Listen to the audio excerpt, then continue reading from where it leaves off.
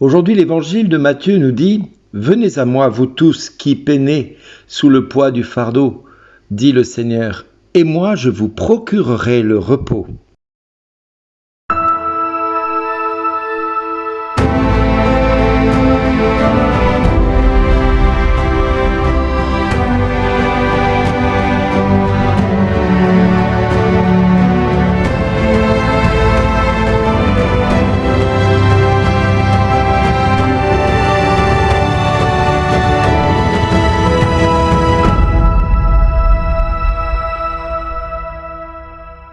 Bonjour les amis, quelle promesse aujourd'hui que fit pour nous le Seigneur en ce jour, puisqu'il nous parle de déposer notre fardeau.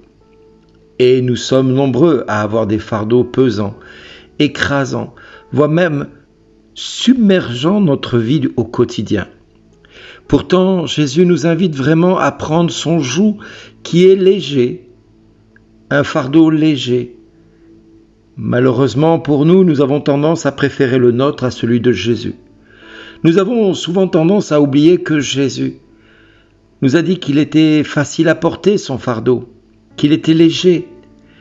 Et nous avons plus tendance à croire ce que l'ennemi susurre au creux de notre oreille. « Aide-toi et le ciel t'aidera », nous disons souvent. Or, ce n'est pas évangélique de dire ça. Non, bien au contraire.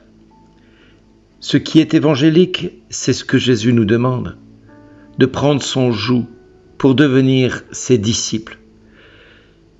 À nous, il nous incombe d'obéir simplement. Alors si nous voulons être disciples du Christ, il nous faut dès maintenant commencer par quelque chose de simple. Prendre son joug, qui est facile à porter, c'est-à-dire annoncer la parole de Dieu. C'est-à-dire témoigner. Devenir disciple, c'est-à-dire devenir témoin du Christ. Rien d'autre que cela. Alors je vous en prie, laissez le fardeau à l'ennemi. Laissez-lui ce fardeau. Il ne vous appartient pas de le porter encore et encore indéfiniment.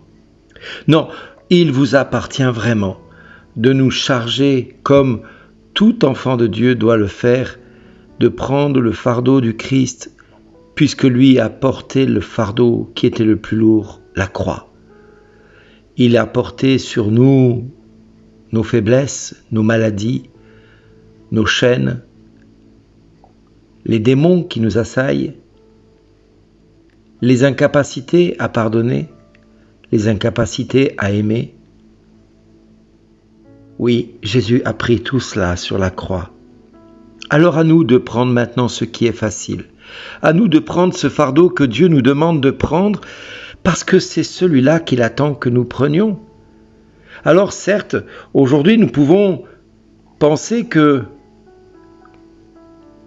notre rôle est de construire l'Église à la force du poignet, de construire l'Église à force de réunions, de construire l'Église à force de rituels ou de célébrations X ou Y. Et tout cela, nous le faisons parce que nous pensons qu'en faisant cela, nous allons devenir meilleurs et que nous allons devenir de plus en plus forts et de plus en plus puissants et que Dieu va nous entendre encore plus. Mais quel orgueil! Mais quel orgueil que de penser cela! Non, Jésus, il est doux et humble de cœur et nous demande de trouver le repos de notre âme si nous acceptons de porter son joug et de devenir ses disciples. Ses disciples avaient tout compris, c'est-à-dire qu'ils devaient faire simplement ce que le Saint-Esprit leur susurrait à l'oreille. Ils obéissaient au Saint-Esprit. Ils obéissaient à ce que Dieu leur commandait. Alors, nous faisons le choix depuis des années d'essayer de régler nos problèmes en nous déplaçant d'un lieu à un autre, d'un serviteur à un autre, d'un homme à un autre, et nous espérons toujours faire plus. Et nous espérons qu'un jour, nous allons être vraiment libérés par toutes les choses que nous aurons pu faire. Or, ce ne sont pas par nos mérites, ni même par nos actions que nous pouvons espérer être libres, mais c'est juste par grâce. La grâce d'accepter le salut dans notre vie, en nous mettant au pied de la croix, en criant vers Dieu, en espérant que Dieu va entendre notre cri, parce que la foi, c'est ce que la lettre aux Hébreux nous invite à croire. La foi est une façon de posséder ce que l'on espère, un moyen de connaître les réalités qu'on ne voit pas encore. Je répète, la foi est une façon de posséder ce que l'on espère, un moyen de connaître les réalités que l'on ne voit pas encore. Mon Dieu, mais qu'est-ce que c'est beau que d'entendre une telle promesse de la part de Dieu. Or, nous continuons à nous débattre face à tout ce qui nous assaille au quotidien. Et nous espérons qu'en nous chargeant de tous les fardeaux du monde, nous allons tout doucement arriver à nous libérer de ce qui nous enchaîne, de ce qui nous assaille en permanence. Or, le Christ ne veut pas cela pour nous. Venez à moi, vous tous qui peinez sous le poids du fardeau, et moi je vous procurerai le repos. Je répète, venez à moi, vous tous. Il n'a pas dit qui en particulier. Vous tous ceux qui entendez cette phrase, venez à moi, vous tous qui peinez sous le poids du fardeau. Et moi, je vous procurerai le repos. Alors mon frère, ma sœur, aujourd'hui, il ne te reste plus qu'une chose à faire. Va vers ton Seigneur et ton Dieu. Mets-toi au pied de la croix et demande-lui de te soulager de ton fardeau.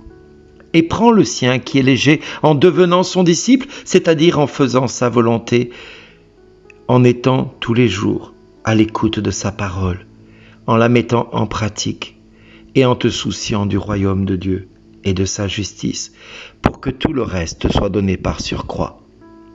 Alors tu pourras dire, oui, mon joug est facile à porter et mon fardeau est léger, puisque Jésus te le déclare lui-même.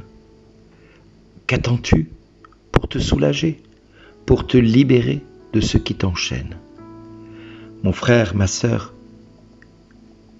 à tous, à chacun de vous, Jésus nous dit « Merci d'exister. Alors, viens à moi, toi qui peines sous le poids du fardeau, et moi je te procurerai le repos, dit le Seigneur. Amen.